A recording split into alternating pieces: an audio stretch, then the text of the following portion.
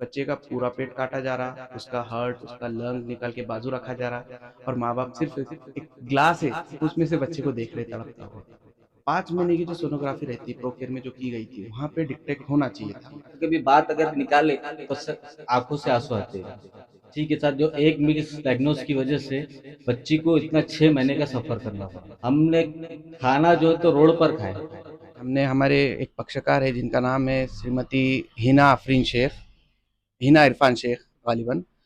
इनका ऐसा केस है कि फ़रवरी 2023 में ये प्रेग्नेंट थे और जब ये प्रेग्नेंट थे तो इन्होंने इनके जो रेगुलर सोनोग्राफ़ीज़ रहते 3 महीने, 5 महीने और 7 महीने के, ये प्रोकेयर डायग्नोस्टिक सेंटर में उन्होंने रिकमेंडेशंस के बाद में वहाँ पे किए थे। उस रिपोर्ट्स के अंदर कंसर्न डॉक्टर्स ने उनको बताए थे कि बच्चे की पूरी जो कंडीशन है, जो हालात है बच्चे के वो सब नॉर्मल है। अब वो जब नॉर्मल बोले तो सब्सिक्वेंट जितने भी उनके ट्रीटमेंट थे, फर्दर ट्रीटमेंट जो प्री प्रेगनेंसी रहता, पोस्ट प्रेगनेंसी रहता, वो सब चीज़ें उनके रिपोर्ट्स के हिसाब से हुई।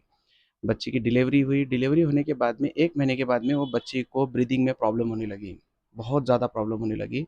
इन्होंने इमीडिएट 1 महीने के बाद में हमारी क्लाइंट ने मुस्कान हॉस्पिटल में बच्चे को चेकअप करवाए। वहाँ पे 1 दिन एडमिट था बच्चा। उसके बाद में उन्होंने ये बोला मुस्कान हॉस्पिटल वालों ने कि ये बच्चे की जो ब्रीदिंग है ये तकलीफ़ एबनॉर्मल है बोले, आप इसको जो है एमजीएम शिफ्ट करो बोले और जाने से पहले आप जो है इसका सीटी स्कैन करो बोले, इसके चेस्ट में कुछ तकलीफ़ है बोले। तो जैसा उनका रिकमेंडेशन था, रिकमेंडेशन के बाद में हमारे क्लाइंट ने सह्याद्री हॉस्पिटल में इसका सीटी स्कैन करे। सीटी स्कैन में जो एक्चुअल बच्चे को सब्सिक्वेंट इनको बॉम्बे जाने के बाद जो प्रॉब्लम पता चली, वो जो प्रॉब्लम थी वो तो डिटेक्ट हुई नहीं, सीटी स्कैन में जबकि पूरा चीज़ें होना चाहिए। तो उन्होंने बताया कि अपर लोब शिफ्ट हो रहा, हार्ट शिफ्ट हो रहा, इस तरीके से रिपोर्ट है और मेडिकल टर्मिनोलॉजी है। ये एमजीएम वालों ने बताया। नहीं, सह्याद्री वालों ने, सही जहाँ आदमी पे वालों। हमने सीटी स्कैन किया हमारे क्लाइंट ने। फिर इसके बाद में वो रिपोर्ट लेके एमजीएम में एडमिट करे, एडमिट तकरीबन 10 दिन वहाँ पे एमजीएम में थे और उसके बाद में सडनली एमजीएम वाले बोलते हैं कि आप जो है ये बच्चे को हायर सेंटर लेके जाओ, क्यों ये बच्ची की तबीयत दिन ब दिन सीरियस होती जा रही है। फिर हमारे क्लाइंट ने उसको बॉम्बे शिफ्ट करे, सत्य साई हॉस्पिटल में जब चेक किया तो उनको मालूम पड़ा कि बच्चे के हार्ट में होल है, जो कि 5 महीने की जो सोनोग्राफी रहती है प्रोकेयर में जो की गई थी, वहाँ पे डिटेक्ट होना चाहिए था। वो वहाँ पे डिटेक्ट नहीं हुई इनसे और उन्होंने नॉर्मल बताया। अगर उस टाइम पे वो सब चीज़ें बता देते 5 महीने में कि आपके बच्चे के हार्ट में होल है या उसको एएसडी का प्रॉब्लम है या जो भी है मेडिकल टर्मिनोलॉजी, अगर वो बताते तो ये फर्दर एक्शन लेते, प्रिवेंटिव एक्शन लेते। जैसा कई करीबी हॉस्पिटल जहाँ पे उसका इमीडिएट ऑपरेशन किया जा सकता था बच्चे का, ऐसी जगह ये हमारे क्लाइंट जाके डिलीवरी करवा सकते थे। सिर्फ इनके मिस डायग्नोस्टिक की वजह से और मतलब इन्होंने जो गलत रिपोर्ट दी है, इनकम्प्लीट रिपोर्ट दी है, इस वजह से हमारे क्लाइंट की जो 1 महीने की बच्ची थी उसको तकरीबन 6 महीने बॉम्बे रहना पड़ा। 2 बड़े-बड़े उसके सर्जरीज हुए। ऐसी सर्जरीज माँ बाप के सामने की जा रही कि जिसमें बच्चे का पूरा पेट काटा जा रहा, उसका हार्ट, उसका लंग निकाल के बाजू रखा जा रहा और माँ बाप सिर्फ एक ग्लास है, उसमें से बच्चे को देख रहे तड़पता हुआ।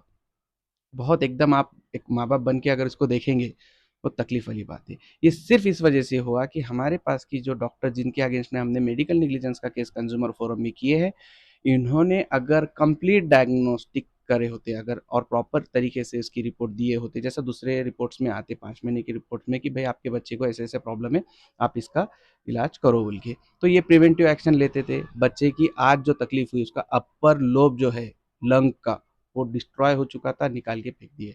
यहाँ से आगे वो बच्ची को हर साल एसआरसीसी हॉस्पिटल में जाना है रेगुलर चेकअप्स के लिए, जिसकी बहुत कॉस्टली है और कॉस्ट जो अभी इन्होंने बेयर की है ये 6 महीने में, और मैं तो कॉस्ट को कंसिडर कर ही नहीं पाऊंगा क्योंकि इनका जो मेंटल हैरेसमेंट था इसके पीछे और एक एक माँ और एक बाप के जो इमोशंस थे, उसको तो हम पैसे में कंसिडर कर ही नहीं सकते। लेकिन फिर भी अगर आप एक अज्यूम करेंगे तो 20 से 25 लाख रुपए इनको पूरा कॉस्ट हुआ सिर्फ एक गलत रिपोर्ट्स की वजह से, जो कि यहाँ पे सिर्फ निग्लिजेंस के ग्राउंड के ऊपर हुई है।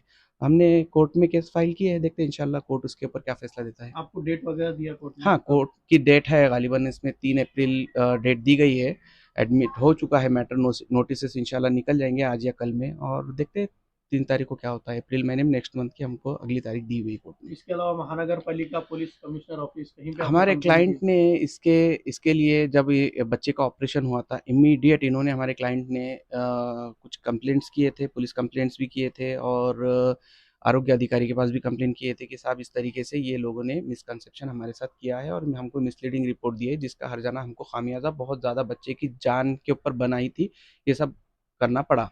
तो हाँ, हमारे क्लाइंट ने जो है कंप्लेंट दिए थे, वो कंप्लेंट के ऊपर कंप्लेंट फॉरवर्ड होती गई और आरोग्य अधिकारी, आरोग्य अधिकारी जो है कॉरपोरेशन के, इनके पास वो कंप्लेन आई। उन्होंने इन्वेस्टिगेशन टीम कॉन्स्टिट्यूट किए, घाटी में उसकी रिपोर्ट भेजे। घाटी में 5 लोगों की स्पेशल डॉक्टर्स की टीम बैठी और उन्होंने अप्रूव किए कि हाँ, कुछ तो है गड़बड़। तो रिपोर्ट भी है, लेकिन उनके कुछ रिस्ट्रिक्शंस थे, जिस वजह से कंसर्न अथॉरिटी उनके ऊपर कार्रवाई नहीं कर पाए। उन्होंने रिटर्न में हमको ये लिख कर भी दिए कि इस सेक्शन के अंदर हम उनके ऊपर कार्रवाई नहीं कर सकते।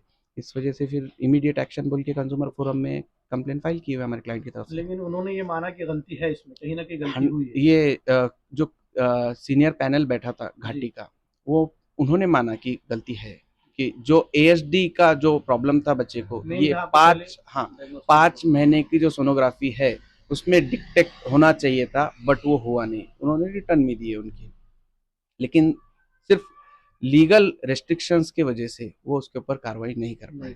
हमको उम्मीद है कंज्यूमर फोरम से हमारा कुछ रेमेडी मिलेगा हमको इसके अंदर इंशाल्लाह। वो 6 महीने की याद दिलाए तो मेरे को 6 साल के बराबर लगते हैं। इसमें जो तो शारीरिक मानसिक त्रास बहुत हुआ, डिप्रेशन हुआ, और सबसे ज़्यादा जो तो बच्ची को बहुत प्रॉब्लम हुआ। बच्ची के साथ जो एक मिस डायग्नोस की वजह से बच्ची को इतना 6 महीने का सफ़र करना पड़ा।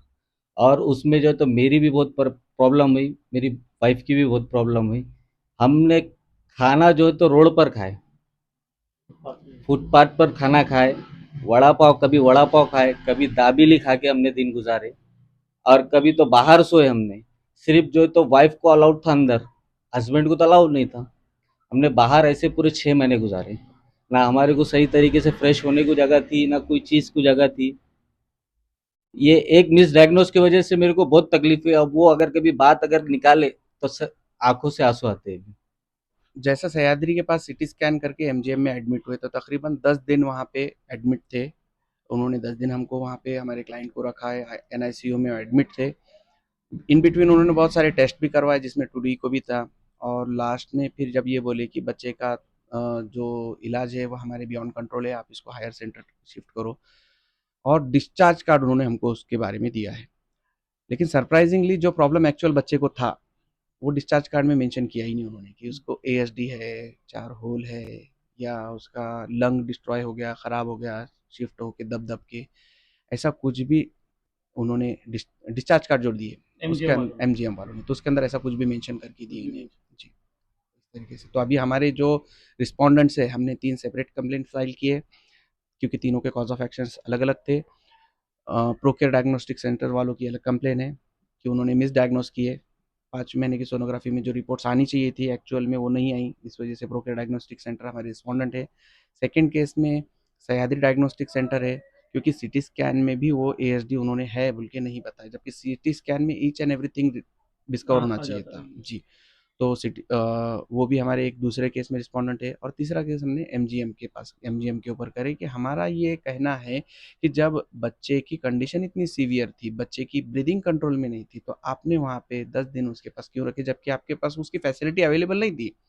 जब आपके पास में हार्ट की सर्जरी नहीं हो सकती थी, आपको जब ये मालूम है, आपने टू डी क्यों करे वहाँ पे, दिन ब दिन बच्चों की ब्रीदिंग में तकलीफ होने लगी, बच्चा सांस लेने में प्रॉब्लम आ रहा, उसके वीडियोस मैंने हमारे क्लाइंट ने हमको दिखाए, देखे नहीं जा रहे थे इस तरीके से बच्चे की वीडियोस है।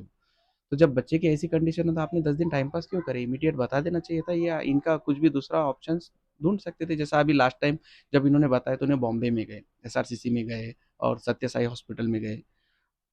औरंगाबाद में अगर इस चीज़ का इलाज नहीं है तो पहले बताते, तो पहले लीगल एक्शन बताते तो जल्दी उसका ट्रीटमेंट हो जाता था। तो यही हमारा केस है, ये केस लेके हम गए इंशाल्लाह।